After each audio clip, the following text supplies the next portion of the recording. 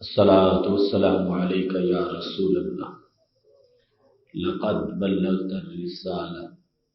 وأديت الأمانة ونصحت الأمة ومحوت الظلم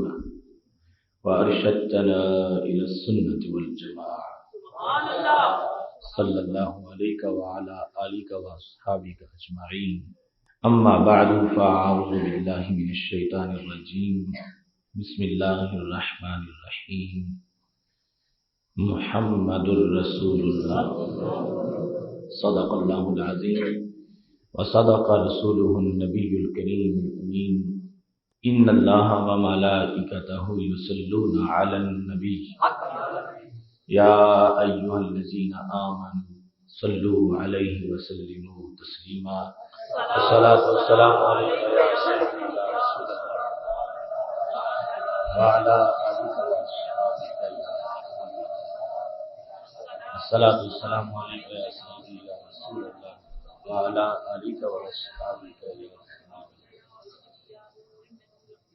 مولاي وصل وسلم دائما أبدا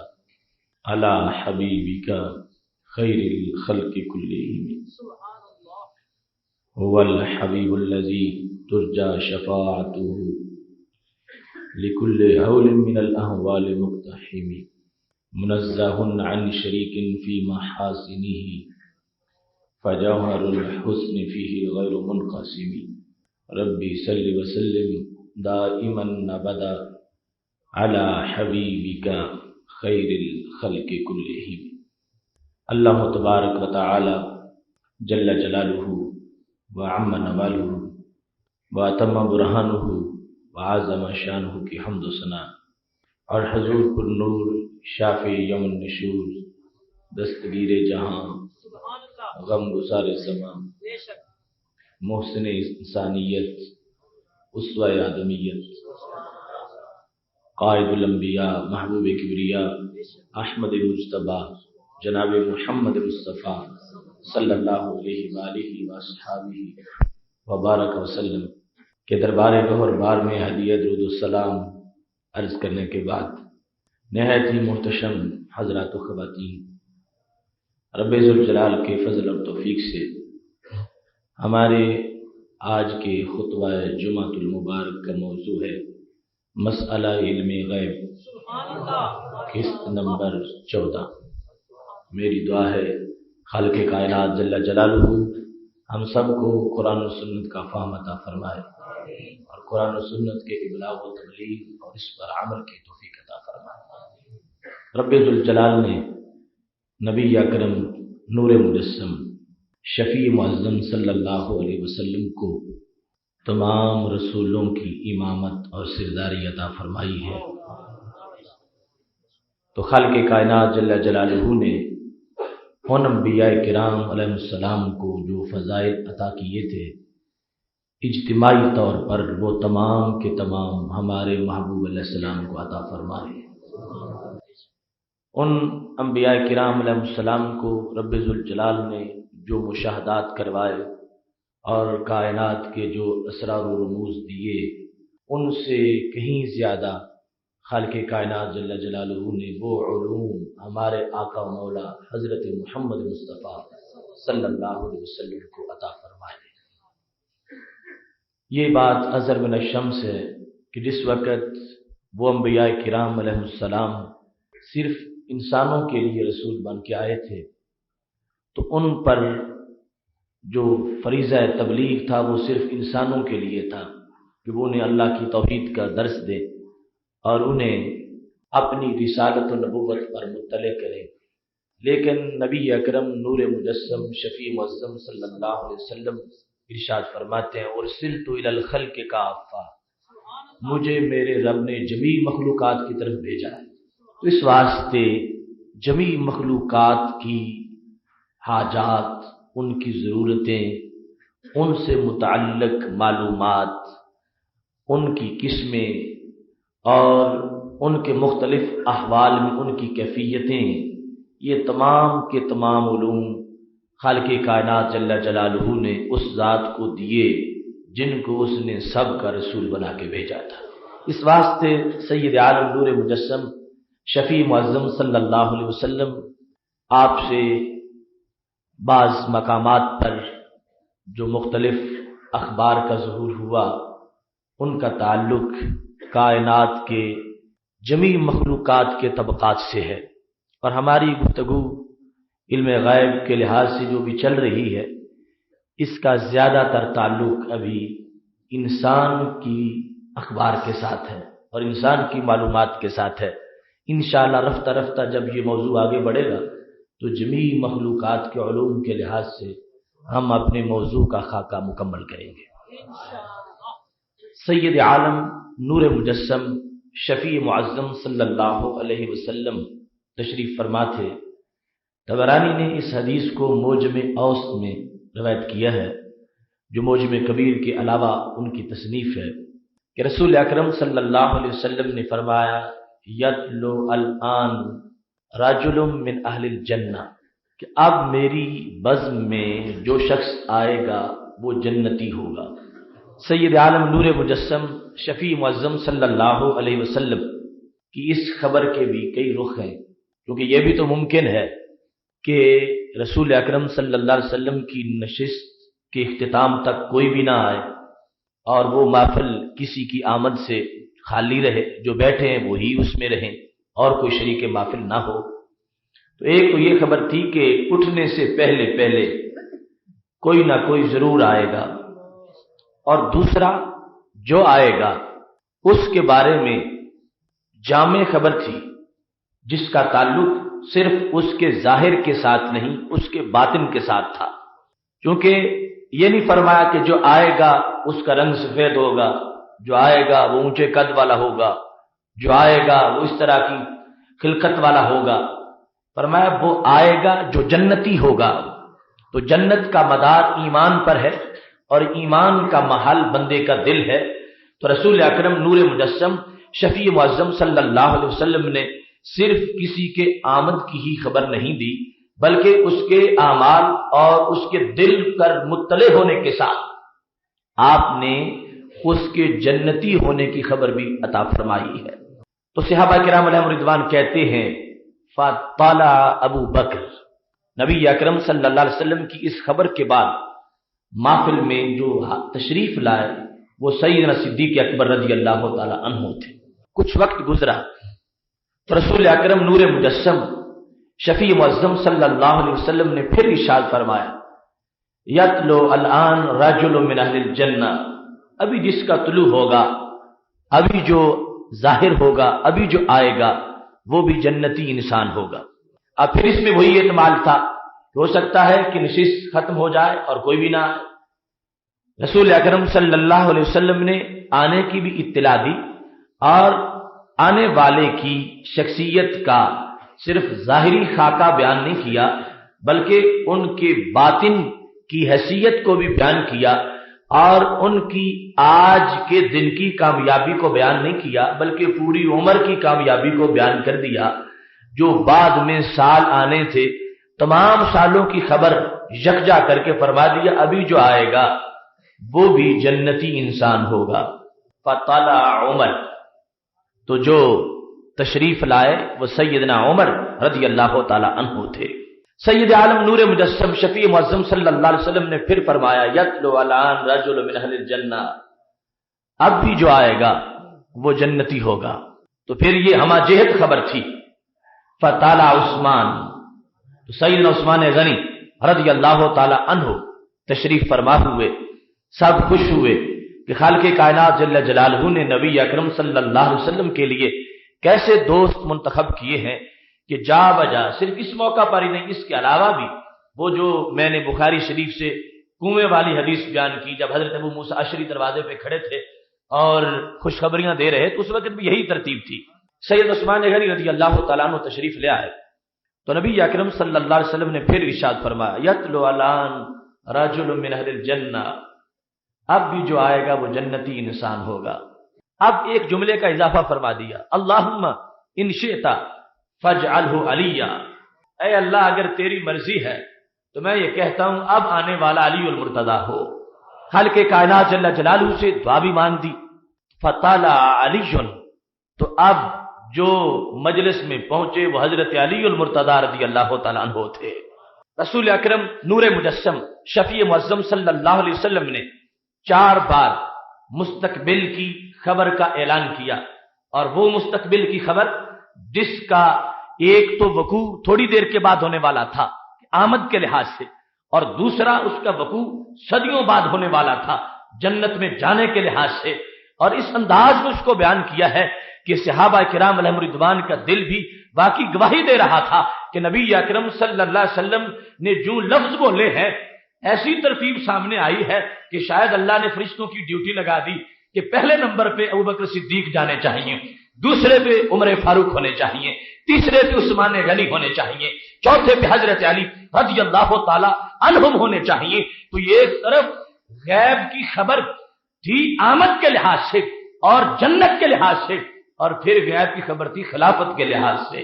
کہ رسول اکرم نور مجسم شفیع معظم صلی اللہ علیہ وسلم نے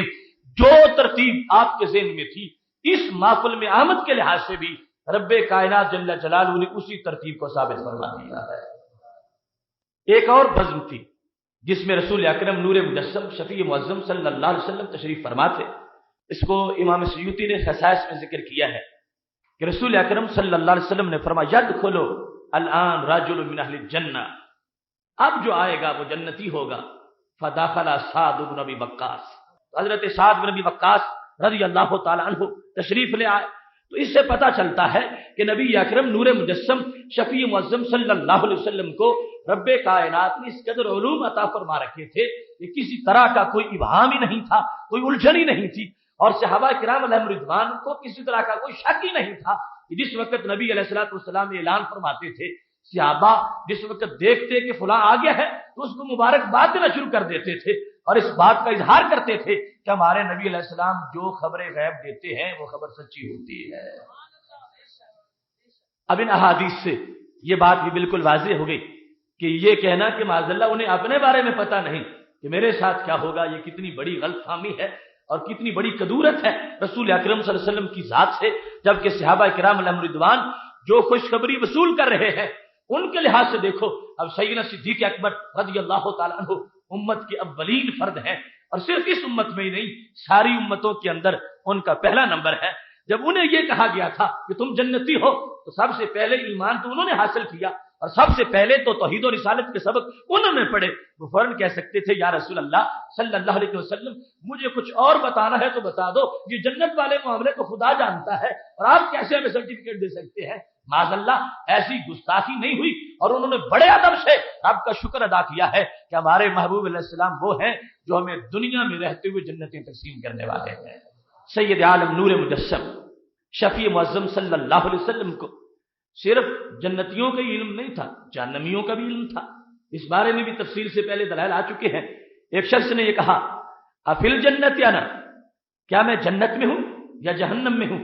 مجھے یہ بتا دیجیے۔ تو نبی اکرم صلی اللہ علیہ وسلم نے فرمایا فی الجنہ، تم جنتی ہو، تم جنت میں جاؤ گے۔ ایک دوسرا اٹھا افی الجنت انا ام فی النار،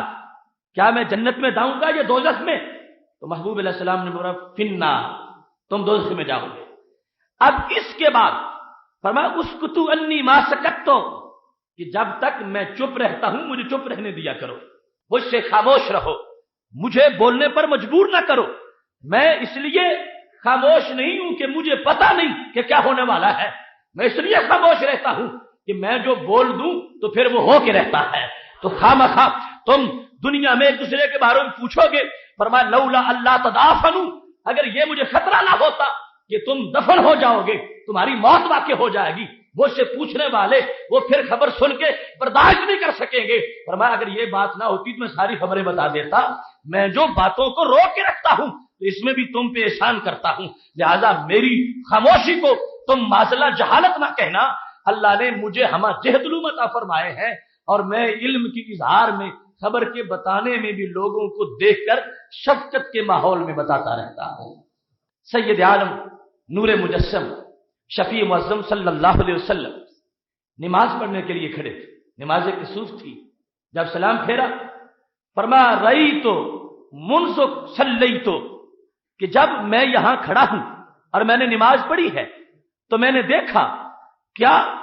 मा अंतुम मुलाकुहु मिन उमूर दुनियाकुम वल आखिरा, फरमाया जो कुछ आज के बाद दुनिया में तुम्हारे साथ होगा और जो कुछ आखिरत में होगा, मैंने नमाज की 2 रकतों के अंदर वो सारा कुछ देख लिया है। अब देखिए, उसूल में कोई देर नहीं कि उन्हें पढ़ने में कई साल लग जाएं और फिर गैब के इल्म का कोर्स मुकम्मल हो। और सिर्फ मैंने, हालांकि नमाज पढ़ते हुए तवज्जुहात तो रब की जात की तरफ थी, मगर ये नबूवत का इदराक तो तौहीद का एक हिस्सा है कि जब हर लम्हा सामने होगा तो उस लम्हे से ही अल्लाह की तौहीद पर दलील बना सकेंगे। लिहाजा नमाज पढ़ते हुए उनका उमूरे दुनिया की तरफ मुतवज्जे होना और उमूरे आखिरत की तरफ मुतवज्जे होना, ये गैरुल्लाह की तरफ मुतवज्जे होना नहीं था। इस वास्ते कि वो दुनिया को भी इस निगाह से देखते हैं कि हर जर्रे से खुदा की गवाही मिलती है, और आखिरत को भी इस लिहाज से देखते हैं कि हर मंजर से अल्लाह के दीदार की झलक आती है। और मेरे सहाबा, मैंने मुनज़कुम, तो जब से मैं यहां खड़ा हूं, अभी इतनी देर के अंदर जो कुछ तुम्हें दुनिया में मिलेगा, मेरी पूरी उम्मत के जितने दुनिया के अहवाल होंगे, मैंने वो भी आंखों से देख ली है, और जो कुछ बाद क़यामत तुम्हें आखिरत में मिलेगा, मैं वो भी देख लिया है। लोगों को भूल है, क़यामत का इल्म नहीं था, क़यामत के माँ बाप का इल्म भी रसूल अकरम नूर मुजस्सम शफी मुअज़्ज़म सल्लल्लाहु अलैहि वसल्लम बता रहे हैं, इंदहु इल्मुस्साअ, यकीनन रब्बे कायनात जल्ल जलालहू बरहरास जानता है, उसको किसी की हाजत नहीं है, वो किसी की अता से नहीं जानता, असर है वही हकीकत में जानता है, लेकिन ये खास ज़वात जो है इनको अता फरमा देता है। और आगे इजहार की, क़यामत की बरहरास इजाजत नहीं थी, ताकि लोगों का इम्तिहान हो सके और इम्तिहान के तकाजे पूरे हो सके। वरना फरमा जो कुछ आखिरत में भी मिलने वाला है मेरे उम्मतियों को, मैंने आज ही सब कुछ वो भी देख लिया है। जिस वक्त रसूल अकरम नूर मुजस्सम शफी मुअज़्ज़म सल्लल्लाहु अलैहि वसल्लम के ऐलान नबूवत का 7वां साल था, बहकी ने इसको रवायत किया है, हिजरत हबशा हो चुकी थी। हिजरत हबशा के बाद जिस वक्त कुरैश मक्का ने देखा कि मुसलमानों को वहां बड़ी इज्जत मिली है, अब सारे एक नुक्ते पर मुत्तफिक हुए कि माज़अल्लाह एलानिया रसूल अकरम सल्लल्लाहु अलैहि वसल्लम को शहीद कर दिया जाए, और जोरे बाजू के साथ उन नबी अकरम सल्लल्लाहु अलैहि वसल्लम का रास्ता रोकना चाहा और आप पर हमले का मंसूबा उन्होंने बना लिया। इस पर जनाब अबू तालिब जो हैं, उन्होंने बनी अब्दुल मुत्तलिब को इकट्ठा किया और उन्होंने कहा कि अब ये प्रोग्राम है दूसरे कुरैश का, और उनका और हमारा फर्क है, हम में से बाद कलमा पढ़ चुके हैं, लेकिन बाद दूसरे कम अज कम खानदानी ताल्लुक रखते हैं। इस वास्ते हम पूरी तरह डट के दूसरे कुरैश का मुकाबला करेंगे, अगर वो इन पे हमला करते हैं तो हम दिफा करेंगे। लिहाजा ये जिस वक्त तय हुआ तो इस पर कुरैश मक्का ने अपनी पॉलिसी को बदला और उन्होंने इक्तिसादी बाइकाट का ऐलान कर दिया, और उन्होंने तमाम को बुलाकर यह ऐलान किया कि अब आज के दिन के बाद ये जो बनु हाशिम हैं, इनके साथ किसी तरह की रिश्तेदारी नहीं की जाएगी, इनके साथ बैओ शरा नहीं होगी, इनके साथ मुलाकात नहीं होगी, इनसे किसी तरह का कोई अहद नहीं होगा, और मुकम्मल तौर पर मुआशी बाइकाट किया जाएगा, यहां तक कि ये घुटने टेक दें और माज़अल्लाह खुद अपने हाथ से ये हजरत मोहम्मद मुस्तफ़ा सल्लल्लाहु अलैहि वसल्लम को हमारे सुपुर्द कर दें। ये उनका जब प्रोग्राम बना तो रसूल अकरम नूर मुजस्सम शफी मुअज़्ज़म सल्लल्लाहु अलैहि वसल्लम के खानदान के ये करीबी लोग शेब अबी तालिब में मासूर हो गए, और 3 साल तक मुहासरा जारी रहा। अब देखो, मामूली इम्तिहान नहीं था, 3 साल तक मुआशी बाइकाट रहा। मक्का शरीफ में जो बाहर से गल्ला आता था कुरैश खरीद लेते थे और इन लोगों को करीब नहीं आने देते। जो भी किसी तरह की कोई सहूलत होती थी खुद उसको गस्ब कर लेते थे, और मुसलसल रसूल अकरम नूर मुजस्सम शफी मुअज़्ज़म सल्लल्लाहु अलैहि वसल्लम के खानदान की इक्तिसादी पाबंदियों के साथ मुहासरा करके उनको मजबूर करने की कोशिश की जा रही थी कि जब ये भूखे मरेंगे तो बिल आखिर ये जो है ये छोड़ देंगे कि हम खुद तो जान बचाएं, एक शख्स को इनके सुपुर्द कर दें। 3 साल तक ये बाइकाट जारी रहा, और 3 साल तक शेब अबी तालिब के अंदर नबी अकरम नूर मुजस्सम शफी मुअज़्ज़म सल्लल्लाहु अलैहि वसल्लम के खानदान ने डट कर उनके इक्तिसादी बाइकाट का मुकाबला किया। इस मौका पर जो उन्होंने तहरीर ایک वसीका बनाया था और दस्तावेज तैयार की थी, जिस पर ये बिस्मिक अल्लाहुम्मा के अल्फाज भी बाज़ रवायात में मौजूद हैं। अल्लाह का नाम लिखकर उन्होंने यह किया था कि हम इस खानदान के साथ जब तक ये हजरत मोहम्मद मुस्तफ़ा सल्लल्लाहु अलैहि वसल्लम को हमारे सुपुर्द नहीं करते, हम इनके साथ बाइकाट करेंगे। ये पूरा लिखने के बाद उसको लपेट के अच्छी तरह महफूज करके काबतुल्लाह की छत में उसको रख दिया गया। 3 साल तक उसी तरह वो मुआहदा उनका, जिस पर बाकी सारी शाखें कुरैश की मुत्तफिक थी, वो वही बदस्तूर कायम रहा। बिलाखिर रसूल अकरम नूर मुजस्सम शफी मुअज़्ज़म सल्लल्लाहु अलैहि वसल्लम को रब्बे कायनात जल्ल जलालहू ने जो इल्म दिया है, उसकी रोशनी में आपने जनाब अबू तालिब को कहा कि वो मुआहदा जो उन लोगों ने लिखा था और हमसे छुपा के रखा है और काबतुल्लाह की छत में उसको रखा हुआ है, लिपटा हुआ है, उस मुआहदे को दीमक ने खा लिया है। और आगे 2 तरह की रिवायात हैं। एक रिवायत तो यह है कि जो कुछ उन्होंने जुल्म और जबर के अल्फाज लिखे थे कि हमारे साथ वो बाइकाट रखेंगे, हमारे साथ बेओशरानी करेंगे और हमारे साथ हर किस्म की वो अपनी पाबंदियों का मुजाहरा करेंगे, दीमक ने अल्लाह के नाम के सिवा बाकी सबको चाट दिया है। तुम उनको कहो वो निकाले, अगर मेरी खबर सच्ची है तो फिर उनको हमें मानना चाहिए, और अगर मैं जो खबर दे रहा हूं देखे बगैर तो फिर खिलाफे वाक़या है, तो फिर जो कुछ वो तुमसे मुतालबा करते हैं तुम मुतालबा उनका पूरा कर दो। एक में ये रिवायत में ये अल्फाज है, दूसरी में ये है फरमाया मेरे चचा उस अहदनामा के ऊपर खालिक़े कायनात जल्ल जलालहू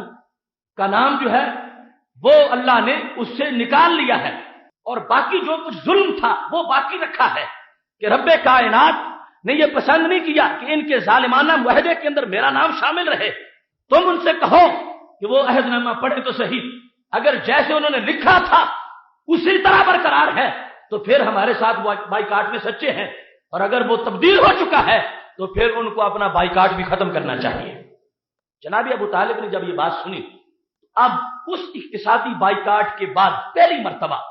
अपने खानदान का एक वफद लेकर हरम शरीफ में आ गए, और पूरा हरम कुरैश से भरा हुआ था। वहां आकर जनाब अबू तालिब ने ऐलान कर दिया, जब आप पहुंचे तो आपने ये कहा कि अब हमारे इख्तिलाफ के खत्म होने का वक्त आ गया है। जब आपने ये अल्फाज बोले तो कुरैश को बड़ी खुशी हुई कि अब ये घुटने टेक आए हैं और यकीनन अपना भतीजा हमारे सुपुर्द कर देंगे। आपने फरमाया जरा वो अहदनामा ले आओ,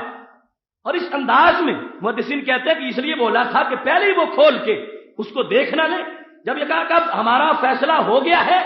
तुम जरा अहदनामा ले आओ, अभी खोला नहीं था। इसके साथ जनाब अबू तालिब ये कहने लगे लौकान अल हदीस कमा काला, अगर बात जिस तरह मेरे भतीजे ने की है वैसे ही निकली तो फिर क्या ला युस्लामो हत्ता नमूता,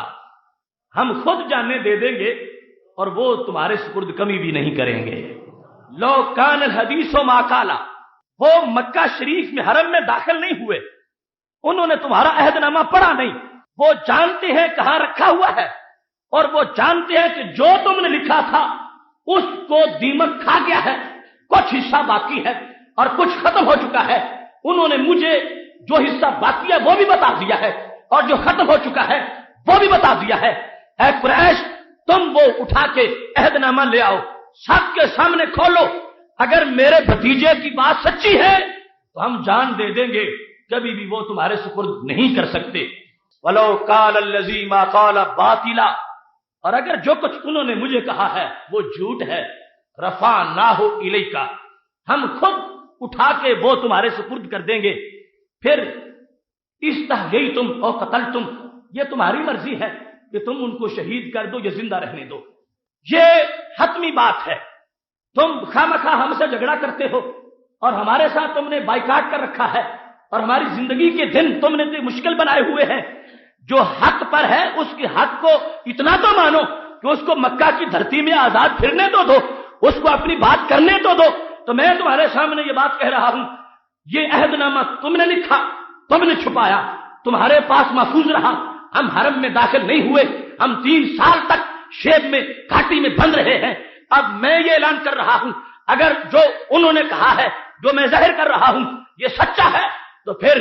इसके बाद भी कई साल गुजर जाएं, हम मौत कबूल कर सकते हैं, वो तुम्हारे सुपुर्द नहीं कर सकते। और अगर انہوں نے معاذاللہ جھوٹ کہا ہے تو پھر ہم ان کا دفاع نہیں کریں گے۔ اب تم بتاؤ کہ تم اس بات پہ راضی ہو یا راضی نہیں ہو؟ سارے قریش نے جتنے بھی مخالفین تھے اس پر بیک زبان کہا کہ ابو طالب یہ بات تو بالکل حتمی ہے، فائنل ہے، یہ بالکل اٹل فیصلہ ہے، ہم اس پہ راضی ہیں، ابھی کھولتے ہیں۔ اگر جو بات تم کہہ رہے ہو کہ دیمک نے فلاں فلاں لفظ کھائے ہوئے ہیں اور یہ بات تمہارے بھتیجے نے جو کہ نبوت کا اعلان کرنے والے ہیں اور ان کی خبریں غیب ہے، اگر یہ سچی نکلی تو ہم سمجھیں گے ہم ظالم ہیں، ہم نے ان کے ساتھ ظلم کیا اور ہم اپنے رویے پہ نظر ثانی کریں گے، اور اگر یہ معاہدہ اسی طرح نکلا جس طرح ہم نے لکھا تھا تو پھر تمہیں اپنا بھتیجا معاذ اللہ ہمارے سپرد کرنا پڑے گا۔ مجمع عام میں جس وقت وہ عہد نامہ کھولا گیا فَفَتَحُوهُ وَوَجَدُوا الصَّادِقَ الْمَصْدُوقَ، جب انہوں نے کھولا تو نبی اکرم صلی اللہ علیہ وسلم کی صداقت کا اظہار ہو رہا تھا۔ اب جو بات رسول اکرم صلی اللہ علیہ وسلم نے کی وہ بالکل سامنے تھی۔ حدیث میں لفظ صادق بھی پایا، مصدوق بھی پایا، سچ بولنے والے، سچا کہلانے والے رسول اکرم نور مجسم شفیع معظم صلی اللہ علیہ وسلم کی ذات گرامی نے جو غیب کی خبر دی تھی، جس پر اتنے بڑے فیصلے کی بنیاد رکھی گئی تھی، جب سب نے دیکھا تو محبوب علیہ السلام کی خبر غیب ہو سچی نکلی تھی۔ اب یہاں بھی یہ بات سامنے آئی کہ یہ غیب باذن اللہ جاننا یہ تو نبوت کی ایک شان ہے اور اس پر بڑے بڑے فیصلوں کا مدار رکھا گیا۔ رسول اکرم نور مجسم شفیع معظم صلی اللہ علیہ وسلم نے اپنے چچا سے جو گفتگو کی تھی اور انہوں نے جو آگے جا کے ذمہ داری اٹھائی، تو اگر اس خبر کی صداقت کے بارے میں محبوب علیہ السلام کو ذرہ بھر بھی شک ہوتا تو پوری نبوت کو داؤ پہ نہ لگا دیتے۔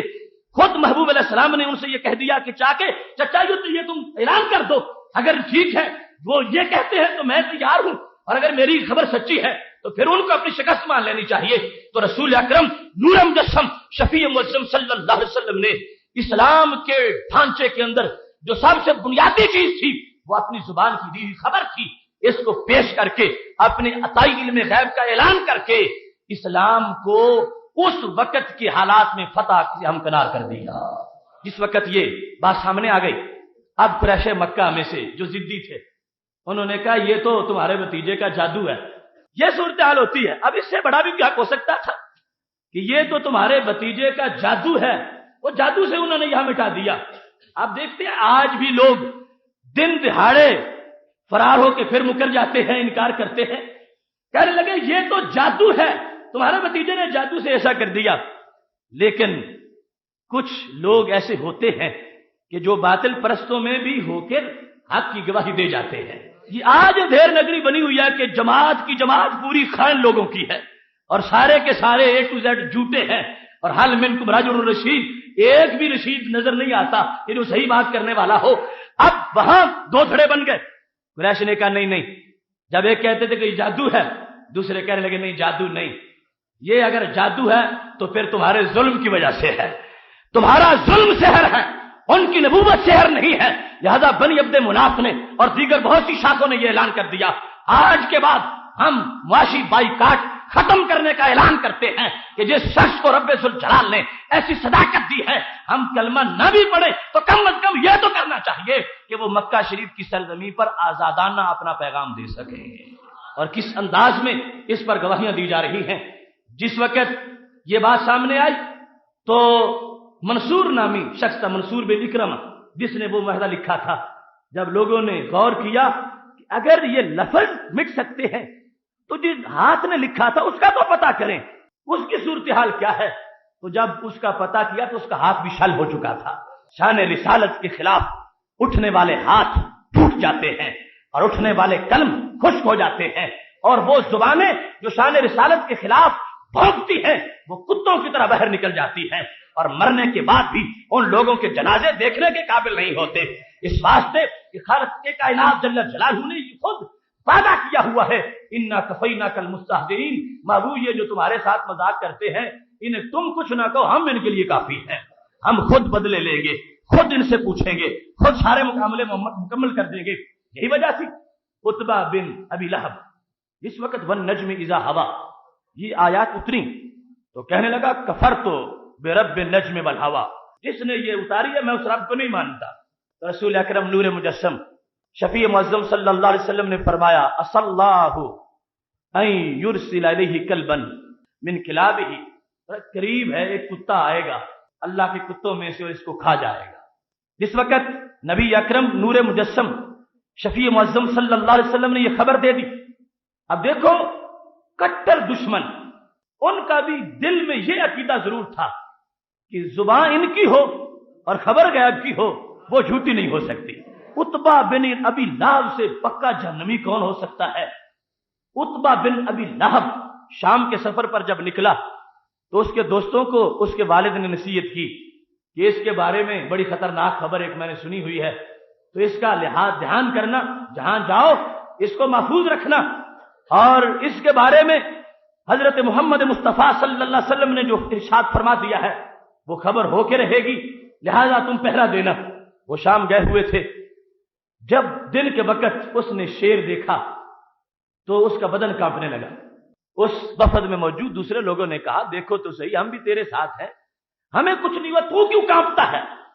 تجھے راشد کیوں طاری ہو گیا؟ تو اس نے کہا میں نے ایک خبر سنی ہوئی ہے اور تمہارے بارے میں اس خبر کا اظہار نہیں کیا گیا، میں ہدف پر ہوں، میں ہٹ لسٹ پر ہوں، میرا نام وہاں آیا ہوا ہے اور میں نے خبر سنی ہوئی ہے، لہذا تمہیں تو ڈر نہیں، مجھے ڈر ہے کہ مجھے اس طرح ہلاک کر دیا جائے گا اور میرے لیے اس طرح ایک کتے کو اللہ اپنے کتوں میں سے بھیج دے گا۔ جس وقت یہ بات اس نے کی اور کہنے لگا آج رات جس وقت ہوگی تو تم اس طرح کرنا، مجھے سینٹر میں جگہ دینا، دائیں بائیں میرے تم سونا، تاکہ رات کوئی ایسا جانور آ جائے تو تم سے ہوتا ہوا جب گزرے تو تمہیں جھاگ آ جائے گی اور میں بچ جاؤں گا۔ انہوں نے اس کو درمیان میں سلا دیا، دائیں بائیں دوسرے لوگ سوئے ہوئے تھے، شیر آ گیا، اس نے سونگنا شروع کیا۔ اب دیکھیے اس شیر کا ادراک، سونگتے سونگتے اس نے کسی کو بھی نہیں چھیڑا، لیکن جب وہاں پہنچا تو اس کو نہیں چھوڑا، باقی کسی کو اس نے چھیڑا ہی نہیں، اور اس انداز میں سونگا ہے کہ کسی کو جاگ بھی نہیں آئی۔ چلتے چلتے جب اس پہ پہنچا ہے، اب اس کو جب پنجوں سے دبایا ہے، اس کی جب جان نکلنے والی تھی تو گرد گرد تھے، انہوں نے ایک ہی جملہ سنا، کیا کہہ رہا تھا؟ ان اصدق الناس محمد صلی اللہ علیہ وسلم، اور میرے ساتھ لیٹنے والوں میں مر رہا ہوں، میری یہ بات یاد رکھنا کہ حضرت محمد مصطفیٰ صلی اللہ علیہ وسلم جو خبر دے سچی دیتے ہیں۔ وہ تو شمس سامعین حضرات، اب دیکھیے یہ اللہ کی قدرت ہے۔ اب ایک شیر کو اس نے ایسا ادراک دیا، اسے پتا ہے کہ صرف کفر کہاں ہے اور کفر کے ساتھ گستاخی کہاں ہے۔ اب تھے تو سارے کافر، لیکن کافر ہونا اور معاملہ ہے اور کافر ہونے کے ساتھ ساتھ گستاخ ہونا یہ ایک اور معاملہ ہے۔ تو کافر جو چپ ہے بولتا نہیں اس کا اور معاملہ ہے وہ بھی پکا جہنمی، لیکن جو کافر ہونے کے ساتھ ساتھ بکواس بھی کرتا ہے، نبی علیہ الصلوۃ والسلام کی تضحیک استہزاء بھی کرتا ہے، توہین بھی کرتا ہے، اس کا معاملہ مختلف ہے۔ اور خالق کائنات جل جلالہ کی یہ قدرت ہے کہ اس نے ایسا ادراک ایک شیر کو بھی دے دیا، حالانکہ شیر کو کیا خبر ہو، اس کی جو حواس ہے، اس کی سونگنے کی جو قوت شامہ ہے، وہ سونگے تو یہ سونگ سکے کسی شکار کو کہ یہاں پر بکری ہے یا ہرنی ہے، اسے یہ پتا چلے کہ کوئی زیرو موجود ہے ان میں سے جس کو میں شکار کرتا ہوں یا نہیں کرتا، اسے یہ کیسے پتا چلے کہ اس سینے میں گستاخی ہے یا نہیں ہے۔ تو جو رب اپنے محبوب علیہ السلام کے عظمت کے تحفظ کے لیے شیروں کو ایسا علم دے سکتا ہے، وہ پیاروں کو ایسا علم کیوں نہیں دے سکتا؟ رسول اکرم نور مجسم شفیع معظم صلی اللہ علیہ وسلم کی عزت و ناموس کے لیے یہ خالق کائنات جل جلالہ کا پکا وعدہ ہے، جس نے چھیڑا ہے، جس نے حملہ کیا ہے، وہ ضرور خطرناک انجام اس کا ہوگا کہ دنیا یاد رکھے گی، اور جو رسول اکرم صلی اللہ علیہ وسلم کا ہو جاتا ہے اس کو خالق کائنات یوں بناتا ہے کہ پھر دنیا اس کی ہو جاتی ہے۔ اگر شیر دیکھے تو پھر اس کو چیرتا نہیں، اس کو پیٹھ پہ بٹھا کے منزل پہ پہنچاتا ہے۔ ہر کے عشق مصطفیٰ سامان اس بحر و بردر گوشائے دامان اس، جو کہ نبی اکرم نور مجسم شفیع معظم صلی اللہ علیہ وسلم کے عشق کا اسیر بن جاتا ہے، وہ پوری کائنات کا امیر بن جاتا ہے۔ اور پھر وہاں اگر رستہ بھولا ہوا ہو اور سامنے شیر آ جائے تو یہ صرف اتنا کہتا ہے کہ میں عبد رسول علیہ السلام ہوں، شیر میں اسی پیغمبر کا امتی ہوں جو تیرے بھی نبی ہیں، تو وہ پھر پیٹھ پہ بٹھا کے منزل پہ پہنچاتا ہے۔ تو یہ شروع سے خالق کائنات جل جلالہ نے حق اور باطل کے درمیان امتیاز رکھا ہوا ہے۔ حضرت عمر بن عبدالعزیز رضی اللہ تعالیٰ عنہ کہتے ہیں کہ میں مکہ شریف سے باہر ایک بیابان جگہ میں چل رہا تھا، رأیت حیۃ میتہ، میں نے ایک مردہ سانپ دیکھا۔ مردہ سانپ دیکھ کر ویسے دل میں خیال آیا کہ اس کو دفن کر دیا جائے۔ میں نے چھوٹی سی قبر کھودی اور کپڑے میں لپیٹ کے اس کو دفن کر دیا۔ کہتے ہیں جب میں نے دفن کیا تو مجھے آواز آئی، یا سرک سمیت رسول اللہ صلی اللہ علیہ وسلم تموت بیرد فلات و یدفنک خیر من امتی، کہ میں نے رسول اکرم نور مجسم اے سرک، سرک اس سانپ کا نام تھا اور سانپ نہیں تھا جن، اور فوت ہو چکا تھا، اور عام جن نہیں تھا، جنوں نے نبی اکرم صلی اللہ علیہ وسلم کے ہاتھ پہ بیعت کی تھی اور کلمہ پڑھا تھا، ان جنوں میں سے وہ ایک جن تھا جو فوت ہو گیا تھا، اور جس کی آواز آ رہی تھی وہ بھی ایک جن تھا، اور وہ بتا رہا تھا کہ جنوں نے نبی علیہ الصلوۃ والسلام کے ہاتھ پر بیعت کی تھی، اس وقت روئے زمین پر میرے اور اس فوت ہو جانے والے کے سوا اور کوئی زندہ نہیں ہے، ایک یہ ہے اور ایک میں ہوں، اور میں گواہی دے رہا ہوں کہ جس وقت ہم نے کلمہ پڑھا تھا اس وقت رسول اکرم صلی اللہ علیہ وسلم نے یہ فرمایا تھا، اے سرک تم بیابان جگہ میں فوت ہو جاؤ گے، اور تم جب فوت ہوگے تو ایسا نہیں ہوگا کہ تمہارے بدن کو کوے نوچتے رہیں اور کتے کھینچتے رہیں، فرمایا نہیں، اس وقت روئے زمین پر جو سب سے اچھا انسان ہوگا اس کی ڈیوٹی تمہیں دفن کرنے کی لگا دی جائے گی۔ حضرت عمر بن عبدالعزیز رضی اللہ تعالیٰ عنہ کا عہد ہے، اور انہوں نے اس سانپ کو دفن کیا جو جن تھا، اور یہ آواز ان کو آئی اور اس نے حاطف نے یہ واضح کر دیا کہ ہم نے کلمہ پڑھا ہے، اور رسول اکرم نور مجسم شفیع معظم صلی اللہ علیہ وسلم نے اس وقت مطلع کر دیا تھا کہ کیا صورتحال ہوگی۔ اب دیکھو پوری کائنات، انسان ہی نہیں جن بھی گواہی دے رہے ہیں کہ رب کائنات جل جلالہ نے ہمارے محبوب علیہ السلام کو علم کے خزانے عطا فرمائے ہیں۔ محتشم سامعین حضرات، موجودہ صورتحال کے اندر بالخصوص محرم الحرام کی مناسبت سے اور آج کے موضوع کے لحاظ سے یہ بات جو کہ اصح احادیث میں موجود ہے کہ رسول اکرم صلی اللہ علیہ وسلم کے پاس حضرت ام فضل رضی اللہ تعالی عنہا آئیں، جو آپ کی چچی تھیں، حضرت عباس رضی اللہ تعالی عنہ کی اہلیہ، کہنے لگی یا رسول اللہ صلی اللہ علیہ وسلم رأیت حلما منکرا، میں نے بڑا عجیب خواب دیکھا۔ تو رسول اکرم صلی اللہ علیہ وسلم نے فرمایا بیان کرو وہ کیا ہے؟ تو کہنے لگی بہت زیادہ ہولناک خواب ہے، میں کیسے بیان کروں؟ تو رسول اکرم صلی اللہ علیہ وسلم نے فرمایا بیان تو کرو۔ تو بالآخر بڑی جھجک کے ساتھ بولنے لگی، کہنے لگی رأیت کأن قطعۃ من جسدک قطعت ووضعت فی حجری، میں نے خواب میں دیکھا ہے کہ آپ کے بدن کا ایک ٹکڑا کاٹا گیا ہے اور وہ کاٹ کے میری گود میں رکھ دیا گیا ہے۔ میں اس لیے رو رہی ہوں کہ خواب اتنا ہولناک ہے کہ آپ کے مقدس بدن کو کاٹا گیا اور ایک ٹکڑا کاٹ کے میری گود میں رکھ دیا گیا۔ تو رسول اکرم صلی اللہ علیہ وسلم نے جب یہ خواب سنا فرمایا رأیت خیرا، میری چچی تم نے اچھا خواب دیکھا ہے، یہ خواب جو تم نے دیکھا یہ اچھا خواب ہے۔ تالد فاطمہ تو انشاء اللہ غلاما،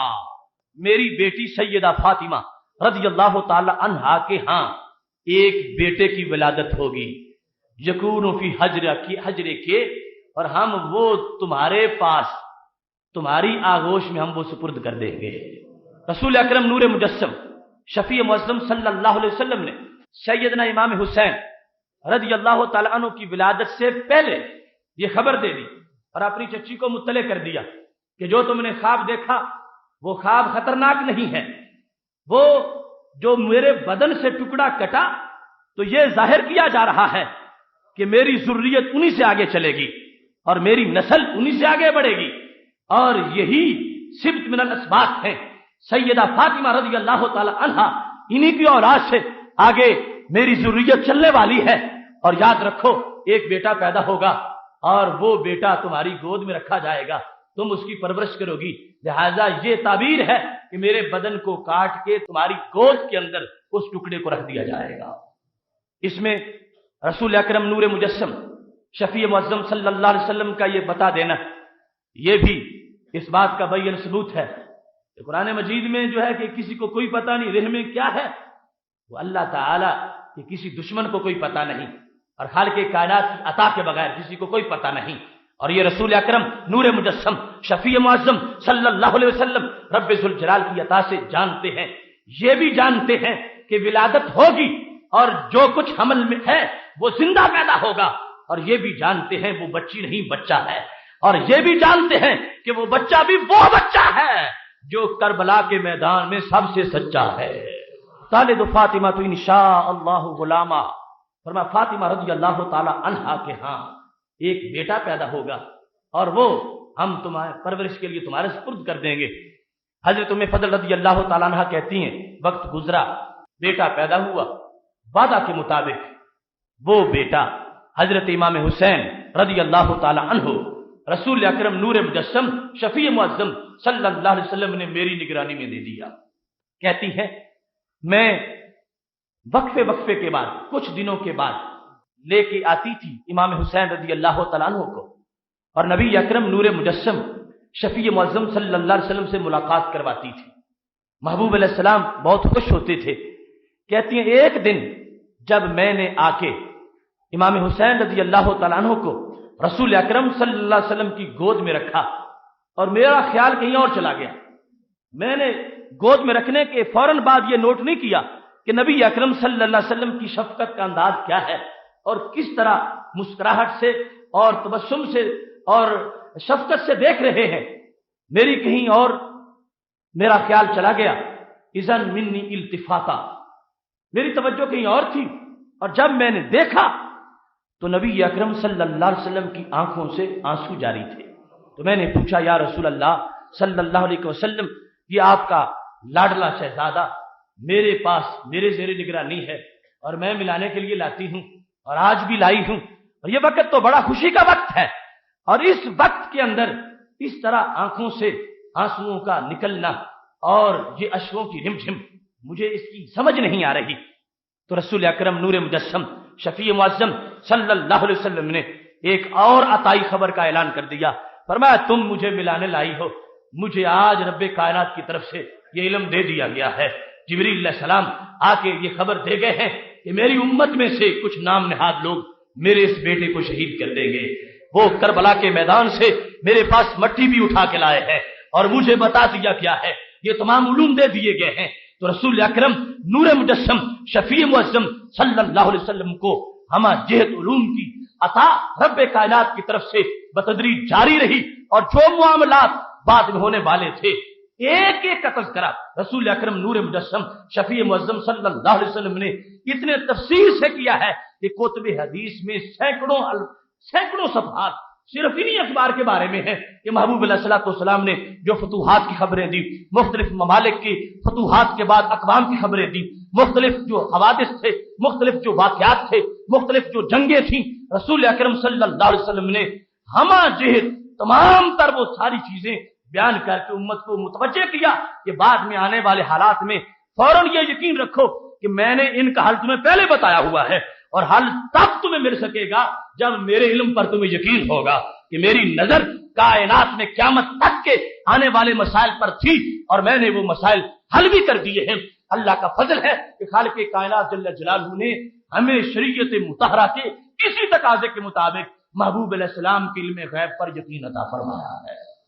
محبوب علیہ السلام کی یہ جہت علوم، اس میں آپ نے دیکھا یہ 14ویں قسط ہے اور یہ سلسلہ بڑا لمبا ہے، ہم نے اس کا آغاز کیا، اور اس کے علاوہ دیگر جو موضوعات ہیں۔ اب دیکھو موجودہ صورتحال کے اندر اگر امت مسلمہ میں سے کچھ لوگ دین کے ساتھ غداری نہ کرتے تو موجودہ صورتحال مسلم امہ کو نہ دیکھنا پڑتی۔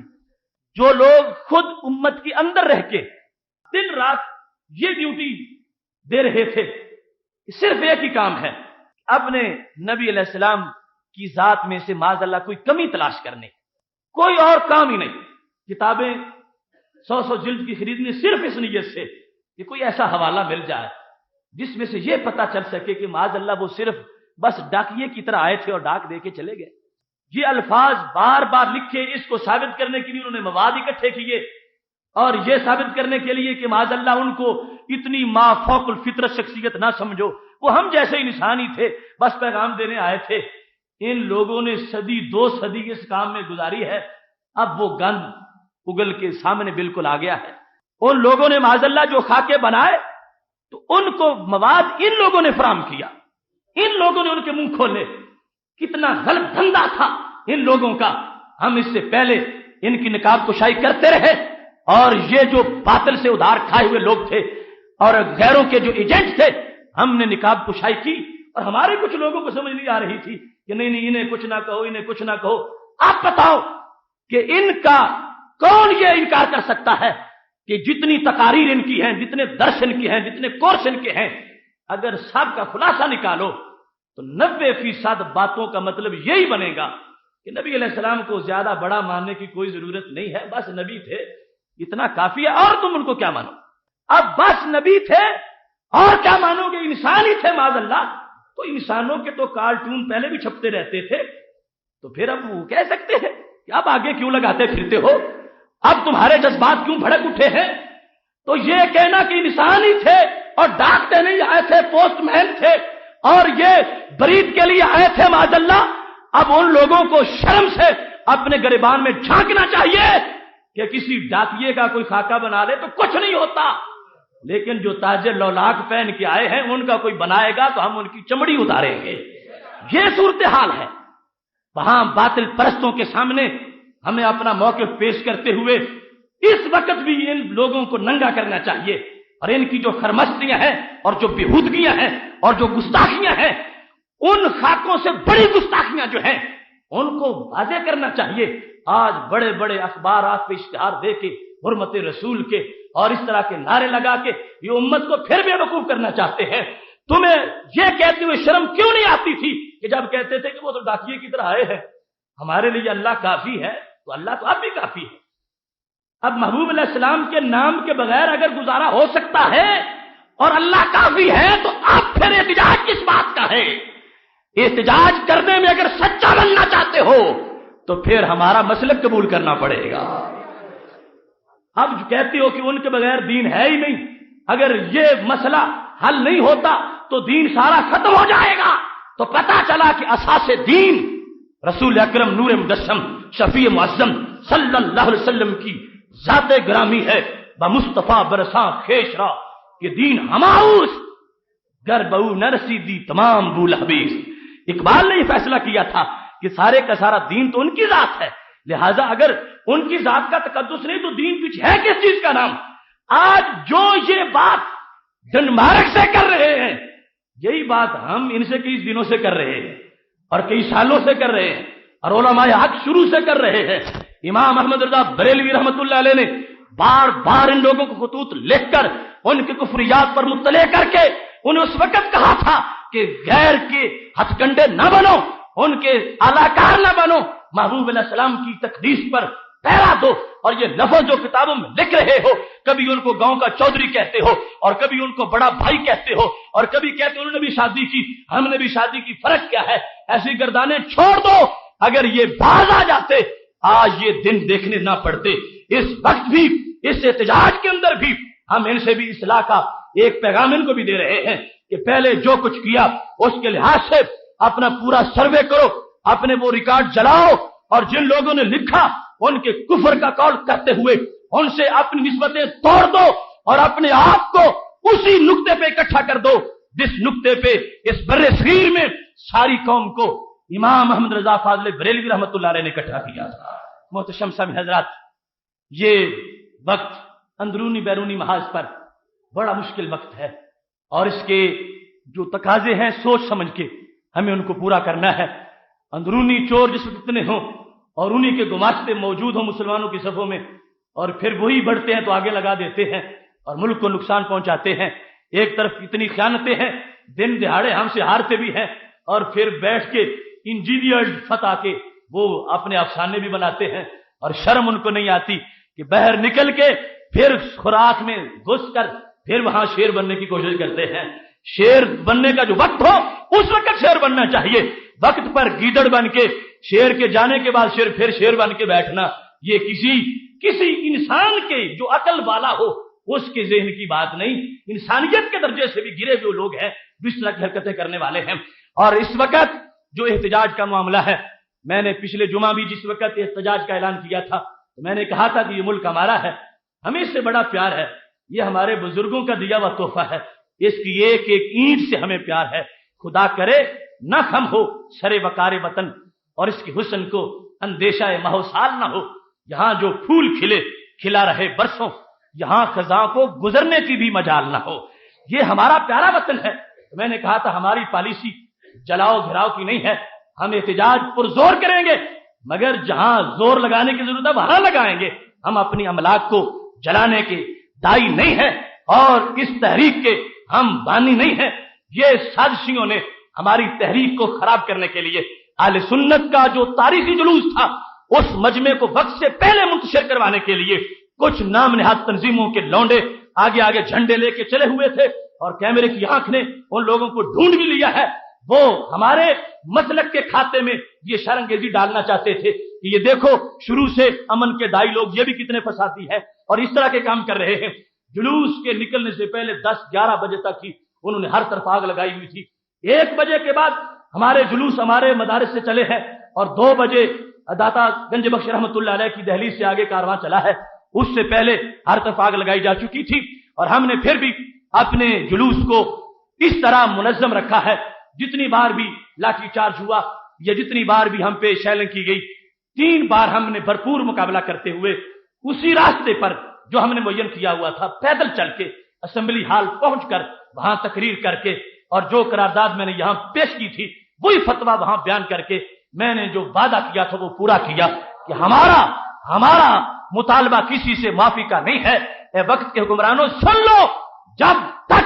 ان گستاخوں کے جنہوں نے خاکے بنائے، جنہوں نے چھاپے اور جنہوں نے اس کو کمپوزر ایڈیٹر سارے کے سارے جو ہیں جب تک ان کے سر تن سے جدا نہیں کیے جائیں گے اس وقت تک یہ احتجاج جاری رہے گا. خالق کائنات جل جلالہ نے ایک بار پھر ایسا منظر دکھایا، پورا لاہور جاگ رہا تھا اور پتہ چلتا تھا واقعی یہ غیور سنیوں کا لاہور ہے. ہر گلی میں ہر محلے میں احتجاج تھا اور بڑے عجیب مناظر تھے، لیکن شر پسند خواہ وہ ایجنسیوں کے تھے یا مختلف جو بین تنظیمیں ہیں ان کے لوگ تھے، انہوں نے اپنے غلط مقاصد کے لیے املاک کو نقصان پہنچایا جو کہ قطعاً ناجائز تھا. شریعت میں اس کی کوئی کسی طرح کی اجازت نہیں ہے. انہوں نے ہمارے جلوس کو خراب کرنے کے لیے پولیس کو یہ موقع فراہم کیا کہ انہوں نے سیدھی گولیاں چلائیں جس سے ہمارے بہت سے لوگوں کو زخم آئے اور 2 عظیم مجاہد شہید بھی ہو گئے. ایسے موقع پر بھی جلوس منتشر نہیں ہوا اور آخری دم تک ہم نے اپنے موقف کو اس دم میں، اس بزم میں اور اس دہتے ہوئے ماحول کے اندر اس چوک میں جو ہمارا آخری نقطہ تھا اس میں تقریر کے آخری الفاظ میرے یہی تھے. میں نے کہا تھا ناموس نبی کی خاطر ہم ہر باطل سے ٹکرائیں گے، جو راہ میں ہماری آئے گا ہم اس کو مار بھگائیں گے. اے تاجورو کچھ ہوش کرو، وہ پہلا حکم بھی رہنے دو، ناموس نبی کو بدلو گے ہم اپنا حکم چلائیں گے. یہ مسئلہ ہے جب ایمان کا، کیا خطرہ پھر جسم و جاں کا، اس مسئلے کو گر چھیڑو گے پھر تاج اچھالے جائیں گے. کیا حاجت ہے ہمیں زندگی کی، پھر زندگی میں شرمندگی کی، سب وار کے پونجی جندڑی کی، خود بدن پہ کفن سجائیں گے. گستاخ نبی کا چلتا پھرے، کیوں عاشق دل میں جلتا پھرے، ہم اس کو آگ لگا کے ہی سینے کی آگ بجھائیں گے. محبوب کی عزت گھر مانگے، آصف کی جان بھی حاضر ہے، ایک بار نہیں ہم تو 1,00,000 بار بھی صدقے جائیں گے. رسول اکرم نور مجسم شفیع معظم صلی اللہ علیہ وسلم کی ناموس کی خاطر جو کچھ بھی کرنا پڑا انشاءاللہ کریں گے. اب مختلف طریقے سے پولیس ہراساں کر رہی ہے اور ہتھ کنڈے استعمال کر رہی ہے، لیکن ہم نے جو بزرگوں سے سبق پڑھا ہے انشاءاللہ آپ سنتے رہیں گے اور دیکھتے رہیں گے. پگھل جانا تو آتا ہے، پھسل جانا نہیں آتا، ظلم کے خوف سے باطل سے مل جانا نہیں آتا. ہنس کے زخم کھا لیں گے جفا کے اپنے سینے میں، مگر راہ وفا سے قدم ہل جانا نہیں آتا۔ اگر مرجھا گئے حق کی تمازت سے تو کیا غم ہے، کذب کے خارزاروں میں کھل جانا نہیں آتا۔ پتہ ہے کربلائے وقت میں کتنے یزیدی ہیں، محاذ رزم سے لیکن نکل جانا نہیں آتا۔ وہی دستور ہے، وہ کیسر شہید کی نماز جنازہ تھی، میں اس کی امامت کروا رہا تھا، پولیس نے ہر طرف سے محاصرہ کیا ہوا تھا اور جنازے کے اندر مداخلت کی جا رہی تھی۔ ہم نے جنازہ پڑھا اور جنازے کے بعد وہاں سے لال اعلان باہر نکلے ہیں، اور وہ بھگوڑے جو جنازے میں مداخلت کر رہے تھے اور ہمیں اس وقت گرفتار کرنا چاہتے تھے، ہم نکلے ہیں، اللہ کے فضل سے خیر و عافیت سے منزل تک پہنچے ہیں۔ ہمارے طالب علموں کو گرفتار کر لیا گیا اور ابھی تک وہ لاپتہ ہے اور بتایا ہی نہیں جا رہا کہ انہیں کس جرم میں اور کس جگہ پہ پہنچا دیا جائے گا اور کہاں تک ان کو کتنی اذیتیں دی گئی ہیں۔ لیکن یہ سارا معاملہ آپ کے سامنے بھی اس لیے بیان کر رہا ہوں، آپ ایک منفرد مسجد کے مقتدی ہیں اور ایک خطیب کے جو ایک منفرد انداز کا اپنے لحاظ سے وہ خطیب ہے، اگرچہ پرواہ کسی کی نہیں، اور جو کچھ بھی کو کہہ دے اور جو کچھ بھی کو کر دے اس کی کسی طرح کی، کیونکہ ہم کسی اور کی ملازمت والے نہیں ہیں، ہم نے تو دربار نبی کی چوکیداری کرنی ہے اور اس کا لحاظ ہے، باقی جو کچھ ہوتا رہے وہ ہوتا رہے، ہمیں نہ ایجنسیوں کی خبر ہے، نہ حکومتوں کی کوئی پرواہ ہے، اور نہ ہی کسی کے آنے جانے کی بدلتی کرسیاں اور بدلتے کرسیوں کے کیڑے، ہمارا ان کے ساتھ کوئی تعلق نہیں ہے۔ ہم جس سرکار کے نوکر ہیں وہ بدلتی نہیں، وہ سب کو بدل دیتی ہے، اس واسطے ان کے نعرے لگاتے رہیں گے، اور یہ آپ پر بھی قرض ہے کہ وقت آنے پر اپنی حمیت اور حرارت کا اظہار ضرور کرنا۔ وآخر دعوانا ان الحمد للہ رب العالمین۔